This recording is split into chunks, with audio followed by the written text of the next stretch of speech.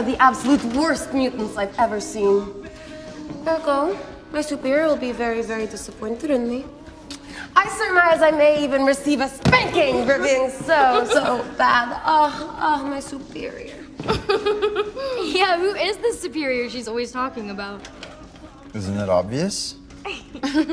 You know who the X-Men are, right? Yeah, why would we want to be X-Men? Hi everybody, I'm Dom Griffin, I'm a film critic and you're watching the Armchair Auteur. This is an ongoing video series I do where we talk about new movies, old movies, screenplay analysis, that sort of thing. If you're the kind of person that likes movies, likes film culture, likes to see people pick it apart, please consider subscribing. Today we're going to be reviewing New Mutants, the last of the Fox X-Men films. After getting its release date pushed back multiple times, many of us thought this movie was just never going to get released or ever see the light of day.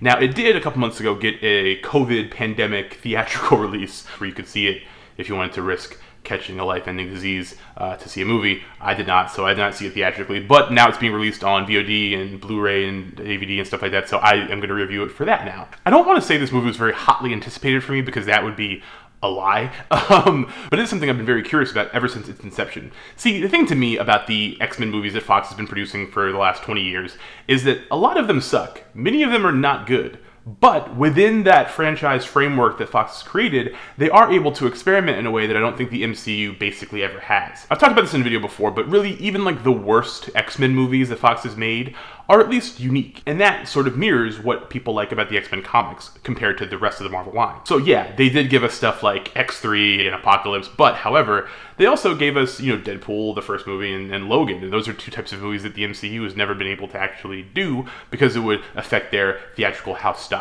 So in a way, it's kind of sad that the X line is no longer going to be able to sort of foster and create these experiments, kind of like what Josh Boone attempted here by turning a beloved 80s comic into a horror movie. I say beloved by, other people, not me. As much of an authority as I am on most X-Men comic things, the New Mutants as a whole, Claremont's 80s work with the characters is, not something I'm an authority on. It's a pretty big, blind spot for me. And I say attempt by Josh Boone because, well, attempts were made. New Mutants is a comparatively low-budget and sort of indie vibe take on the X franchise, with a limited cast and one major location. It was designed to be Stephen King meets John Hughes, but the absurd number of hands involved with the script and all the studio interference, it is, at its best, kind of a lesser Blumhouse production that happens to have a handful of cool superhero movie moments thrown in. The film follows Dani Moonstar, a young mutant whose family is killed by a tornado. She wakes up at a hospital that she cannot escape from with 4 other young mutants. There is Rain, who turns into a wolf dog thing. Sam, who emits energy that propels him to fly, Bobby, who can absorb and channel solar power, and Illyana, who has nebulously defined magic powers, including access to another realm and a dope-ass sword. They're all under the care of Dr. Cecilia Reyes, who implies she is working for Charles Xavier to help the kids control their powers enough to advance onto his school for gifted youngsters, and then theoretically the paramilitary organization he pretends are superheroes. The thrust of the film's conflict and drama comes from the kids being shitty to each other and then eventually becoming friends, as well as ongoing horror movie hijinks involving terrifying nightmare visions and a general, absolutely warranted distrust for Dr. Reyes. Without getting into heavy spoiler territory, the kids are forced to become a real team to fend off an epic threat. It's basically like The Breakfast Club plus superpowers plus some occasionally effective horror stuff, all packed into, a pretty tight 90-ish minute runtime. Normally I consider this something of a base hit. It's not an atrocious waste of time. It didn't make me angry watching it, outside of my frustration with the whitewashed casting of Bobby and Dr. Reyes, and Boone's tone-deaf, borderline dumb-fuck defense of it. As a movie, it's fine. But it's fine in a way that I find, particularly disheartening. I didn't have high expectations for New Mutants going in. In fact, quite the opposite. I only chose to review this movie because I assumed it would be such a tragic dumpster fire that I could maybe come up with a 10-minute video ripping it to shreds comedically for your entertainment. That was my only expectation going in. I figure this is gonna suck for sure. I can tear this apart and have some fun and we'll all laugh at studio malfeasance.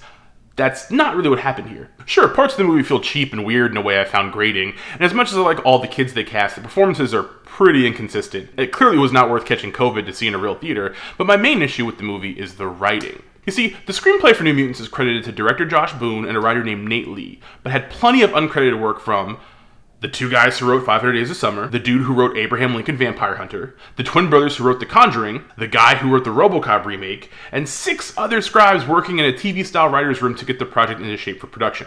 And also Scott Frank, one of like I think the best working screenwriters in Hollywood right now, also worked on it. Now, while this amount of sheer writing power is thrown at studio pictures more and more, the results do not seem to show any real benefit. One of the things television has over movies is space to breathe. So having a team of writers telling a story over the course of a few years can yield real dividends, and is also just a necessity from a time constraint perspective. But when you try to aim the same amount of writers at a 2-hour movie, you rarely wind up with something that benefits from that boosted amount of creativity. It's just a bunch of recognizable names hired to appease studio interests. Look at the number of guys credited for the last Terminator movie and tell me that movie feels like that many people put in any real effort to making it good. For all the permutations the studio put the project through, it's Boone's original idea that the final version settled on, but it feels like such a shallow and sanded down version of his concepts. The characterization is absolutely bargain bin, and the hour and 10 minutes it takes to get to the fireworks factory feel twice as long as they really are. It's such a flattening of creativity that it's a little embarrassing. So while people rightfully shit on this movie for being a disappointment and point to Fox's mismanagement of the franchise as a unique thing to Fox, it's honestly a larger problem with Hollywood as a whole, and it doesn't seem to be going away anytime soon. New Mutants may get framed as the end of an era for the Fox X-Men, but it's just the beginning for major studios' approach to the development process. And it's a shame. I mean, I would love it if this movie was like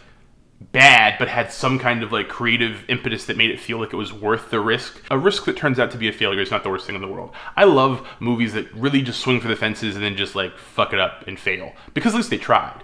And you can tell that the people involved in this movie kind of tried. They wanted to make something good, but you cannot just throw a million writers into a room and a bunch of studio people telling you what to do and expect that the end product is going to have any kind of character or like wit or like charm or any of that stuff. It just is. That's my take on New Mutants. It's not the worst thing you've ever seen. Like, it's not even the top 10 of worst things I've seen this year, but it's just so blah.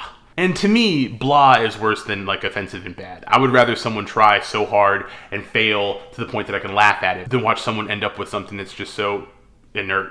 Thank you guys for watching. If you want to see New Mutants, it'll be on DVD and Blu-ray and all that stuff like very soon. I think I don't know a date, but like I don't know if you want to buy it, you can, or rent it or whatever. But I mean, I would recommend like don't bother.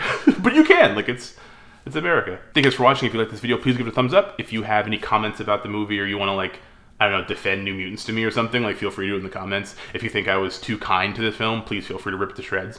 You have that option. If you have not subscribed, please consider subscribing. And if you are subscribed, hit the little bell icon so you get notifications when I put out new videos. We'll have 2 new videos out before this week is fully done, and I hope you guys enjoy those as well. Thank you guys. Stay safe. Be good to each other. Bye.